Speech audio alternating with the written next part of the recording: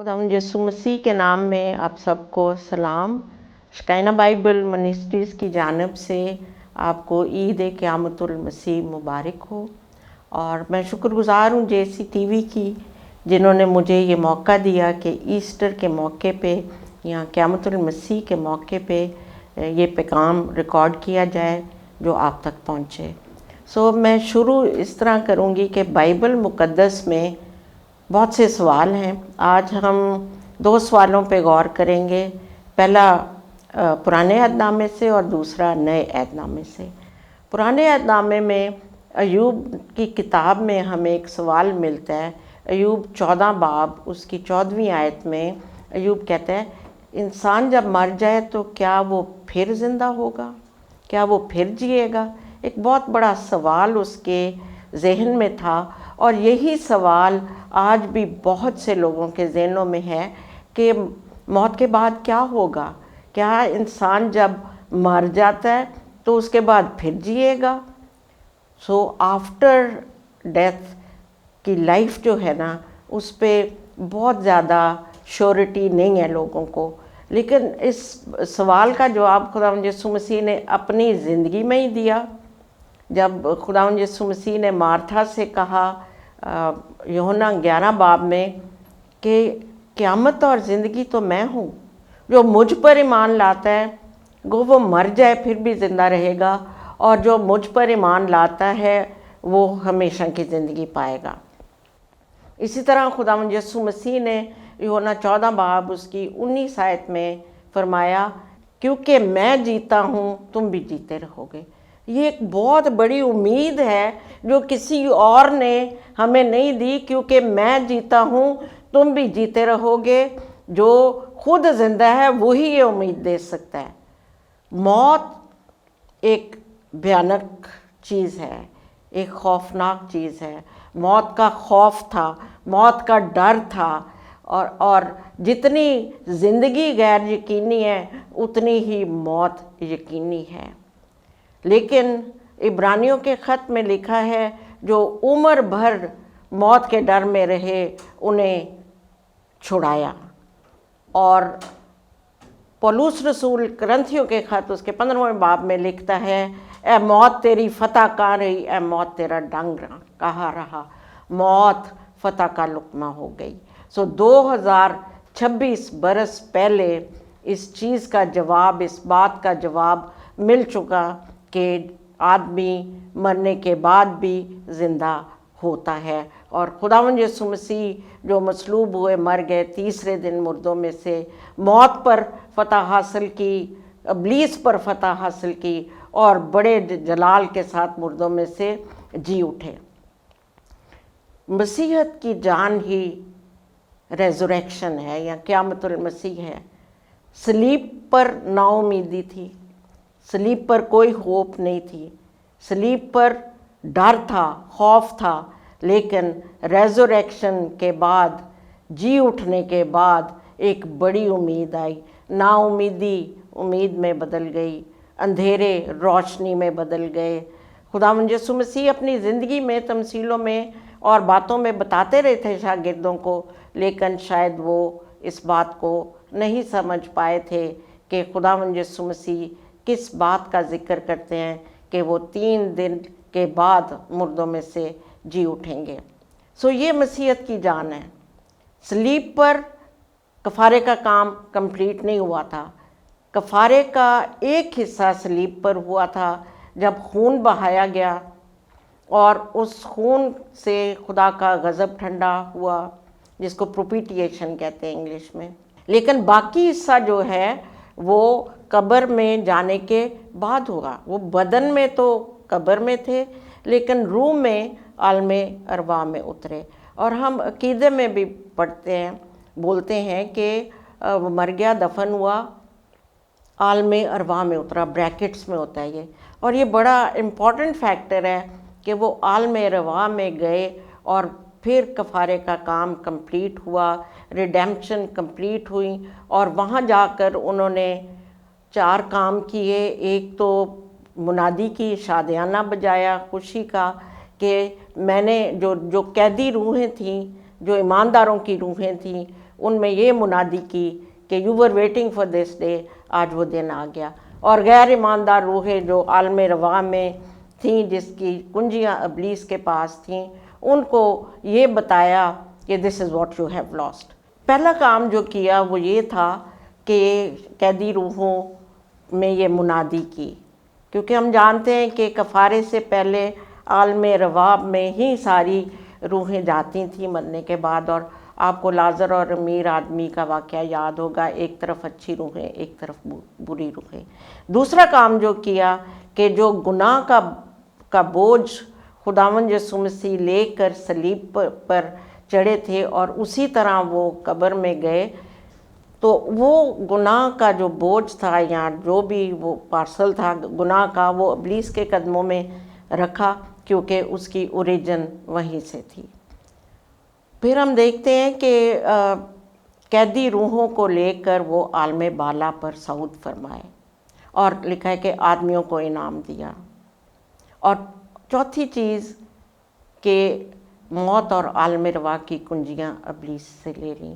اسی لیے ہم دیکھتے ہیں کہ مکاشفہ کی کتاب میں جب خداوند یسوع مسیح 60 برس کے بعد یونا عارف پر ظاہر ہوئے، وہ پتمس کے جزیرے پر یونا عارف جو ان کے ساتھ ساتھ رہتا تھا، وہ بھی دیکھ کر جلالی حالت میں مردہ سا ہو کے قدموں پہ گر گیا۔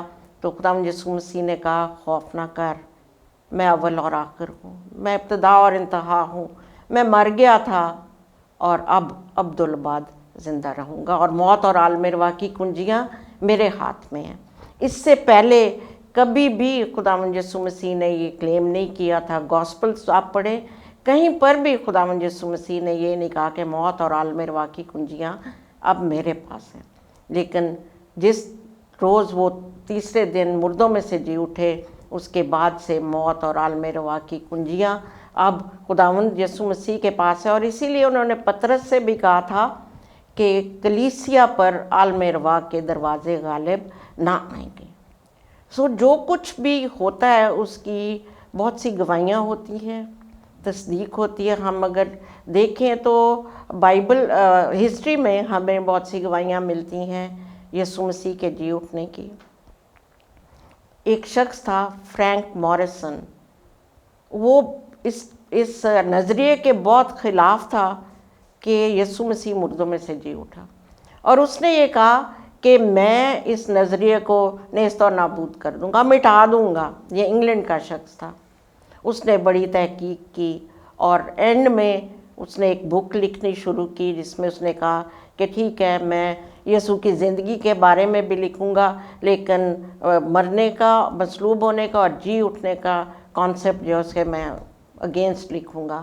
لیکن جب وہ بک لکھی گئی تو اس کا عنوان تھا ہو مووڈ دا اسٹون، پتھر کو کس نے ہٹایا، اور اس کے پہلے پیج پہ یہ لکھا تھا کہ this is the book that refused to be written, اور پھر اس نے یسوع کو قبول کر لیا۔ دنیا میں بہت سے سائنٹسٹ، بہت سے ہسٹورینز نے، بہت سے اسکالرز نے یہ کوشش کی کہ ہم اس آئیڈیا کو ختم کر دیں، نیست کر دیں۔ وہ خود نیست ہو گئے، لیکن کبھی بھی یہ نہ پروو کر سکے کہ خداوند یسوع مسیح مردوں میں سے زندہ نہیں ہوا۔ بہت سے لوگ کرنتھیوں کی کلیسیا میں بھی اس بات کو نہیں مانتے تھے، ریزوریکشن کو، جی اٹھنے کو۔ اسی لیے کرنتھیوں کی کلیسیا کو جو پولس رسول خط لکھتا ہے تو وہ کہتے ہیں پہلا کرنتھیوں 15 باب اس کی 14ویں آیت میں کہ اگر مسیح ڈیفینڈ کرتا ہے قیامت المسیح کو، اگر مسیح جی نہیں اٹھا تو ہماری منادی بھی بے فائدہ اور تمہارا ایمان بھی۔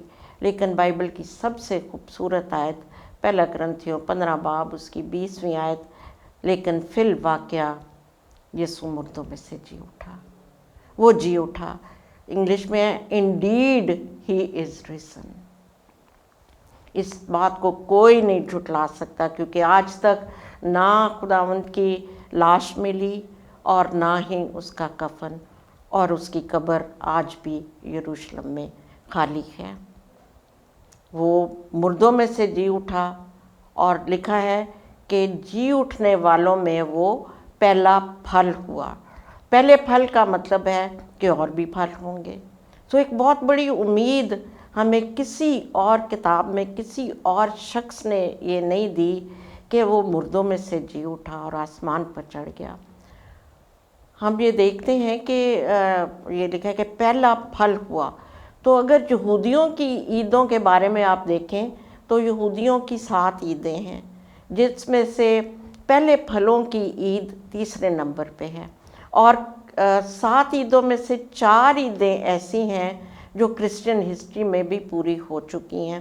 عید فصح جس کا ذکر پرانے عہد نامے میں خروج 12 باب میں ہے. تو ہم دیکھتے ہیں کہ اپر روم میں فصح خداوند یسوع مسیح نے اپنے شاگردوں کے ساتھ منائی. پھر ہم یہ دیکھتے ہیں کہ اس کے بعد عید فطیر ہے، بے خمیری روٹیوں کی عید. وہ ہے بغیر گناہ کے زندگی. یہ بھی ہم دیکھتے ہیں کہ فصح کا بڑا قربان ہوا اور اس کے خون سے ہمارے سارے گناہ مٹ جاتے ہیں. تیسری تھی پہلے پھلوں کی عید. اس وقت پہلے پھلوں کی عید منائی جا رہی تھی اور کسان اپنے پہلے پھل لا رہے تھے پولے ہلاتے ہوئے تاکہ کاہن کو پیش کیے جائیں.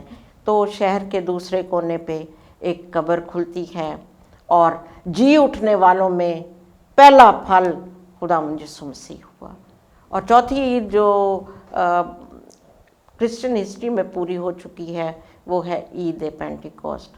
اس دن بھی ہم پڑھتے ہیں کہ کتنے 12-13 ملکوں سے یہودی آئے ہوئے تھے اور وہ ہیکل میں جمع تھے اور پینٹیکوسٹ کی عید منا رہے تھے. اور اسی لیے لکھا ہے جب پینٹیکوسٹ کا روز آیا تو 120 لوگوں کی جماعت. وہاں پر وہ تھے پرانے عہد نامے والی یہودیوں والی عید، اور یہاں بالا خانہ میں پینٹیکوسٹ کا مطلب ہی کچھ اور ہو گیا. بہت سی گواہیاں ہیں جیسے کہ آپ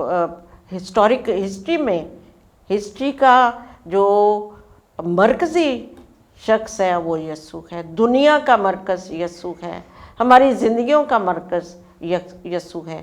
بہت سے ہسٹوریکل پروفس ہیں. ایک شخص تھا اگنائٹس جو AD 50 میں اس نے تحقیق کی اور اس نے کہا، یہ انطاکیہ کا شخص تھا اور اس نے کہا کہ بشپ تھا، اور اس نے کہا کہ جو کچھ بھی ہوا ہے یہ حقیقت ہے، اور اس کو روم میں جنگلی درندوں کے سامنے ڈالا گیا. پھر ہم دیکھتے ہیں کہ ایک ٹرٹولین اس کا نام تھا جو کہ AD 220 سے AD 160 تک تھا. اس نے بھی کہا کہ جو کچھ الزام خداوند یسوع مسیح پر لگائے گئے وہ غلط تھے، وہ بے بنیاد تھے. اس نے بھی یہ بتایا. اور قانونی شہادتیں بھی ہیں. ایک ییل یونیورسٹی کے پروفیسر ولیم یہ کہتے ہیں کہ ساری باتیں جو بائبل میں ہیں وہ درست ہیں. پھر ایک اور شخص تھا ایڈورڈ کلارک، وہ کہتے ہیں کہ میں تو ہائی کورٹ سے یہ اپروو کروایا. وہ وکیل تھا، اس نے کہا میں نے ہائی کورٹ سے یہ اپروو اپنے زمانے میں کرایا کہ عید قیامت المسیح واقعی ہے. پھر لارڈ ڈارلنگ جو اس ٹائم پہ چیف جسٹس تھا، اس نے کہا کہ میں بڑا شکی مزاج تھا، اس لیے میں نے پوری تحقیق کی اور میں یہ دعویٰ کرتا ہوں کہ یہ بالکل حقیقت ہے، خداوند یسوع مسیح زندہ ہے. کوئی بھی اس حقیقت کو جھٹلا نہیں سکا. اگر یسوع زندہ نہیں تو پھر ہماری منادی بے فائدہ ہے اور ہمارا ایمان بھی بے فائدہ. لیکن متی کی انجیل اس کے 28ویں باب میں خداوند یسوع مسیح جب عورتیں جاتی ہیں تو عورتوں کو یہ کہا گیا تم نہ ڈرو، خوف نہ کرو، کیونکہ جو مر گیا تھا وہ جی اٹھا ہے. اور ہم دیکھتے ہیں کہ دوسرا سوال جو مریم مگدلینی نے کیا وہ ہمیں یونا کی انجیل اس کا 20واں باب اس کی 11 سے 18 آیت میں ہے کہ میرے خداوند کو فرشتے نے پوچھا جب وہ رو رہی تھی کہ تو کیوں روتی ہے. اس نے کہا اس لیے کہ میرے خداوند کو اٹھا لے گئے اور مجھے معلوم نہیں کہ اسے کہاں رکھا ہے.